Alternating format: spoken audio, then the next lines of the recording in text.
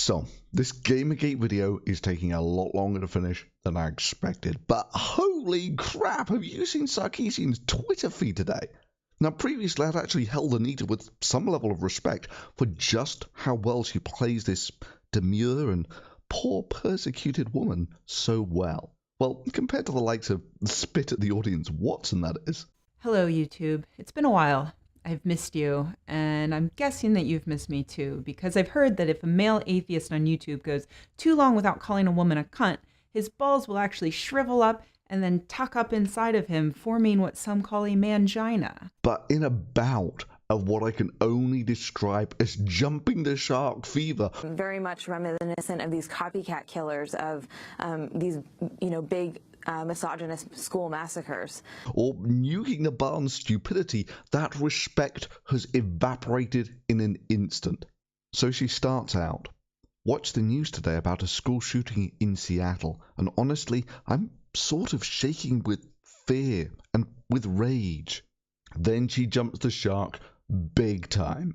We seriously need to address connections between violence, sexism, and toxic ideas about manhood before boys and men commit more mass shootings. Really, of all the factors that you think that cause school shootings, things like psychological disorders and the such like, the one that you think that actually needs to be there at the forefront is toxic ideas about manhood, which you think are a significant factor in causing school shootings. Not a coincidence. It's always men and boys committing mass shootings. The pattern is connected to ideas of toxic masculinity in our culture. Well, actually, I would kind of agree on the first half of that. Yeah, it's not a coincidence.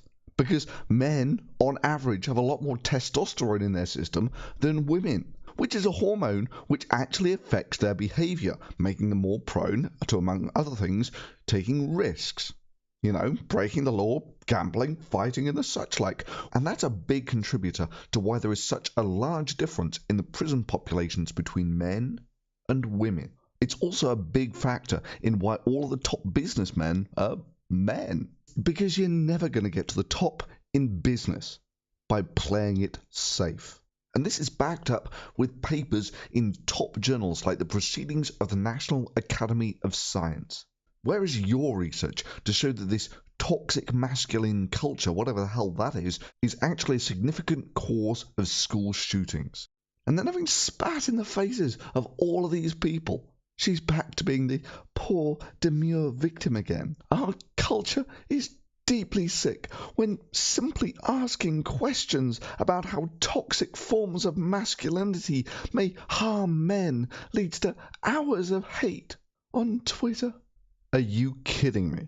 You blame school shootings on toxic ideas about manhood and toxic masculinity, and that not addressing your concerns will lead to more people dying in school shootings less than 24 hours after a school shooting.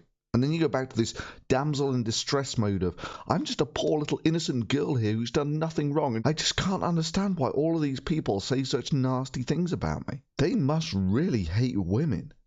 Secondly, you'll be happy to know it looks like Stefan Molyneux is going to get his arse sued. And I can hardly say I'm surprised. The guy openly stated that he abused the law, using copyright claims to take down work which, in his own words, he said had nothing to do with copyright. But we had a number of listeners who called in and said, listen, this guy's doing some pretty creepy stuff with my personal info here. I'm not comfortable with it. So we used that mechanism to take that down. It's got nothing to do with copyright or anything like that. I just felt that listeners were being acted against in a negative way, significantly negative way. So that's what we did. But it's nothing to do with copyright or anything like that. It's nothing to do with copyright or anything like that. You're screwed, dude. And I say good riddance. You pump yourself up as all this, all we need to do is get rid of the laws and everything will run smoothly. I mean, at the base of every law is a gun. But you, the leader, cannot merely tolerate someone having the freedom of speech to field an opinion different to your own. And what's more, you are willing to use the very instrument of violence which you beat your chest about the evils of to do your bidding in this instance.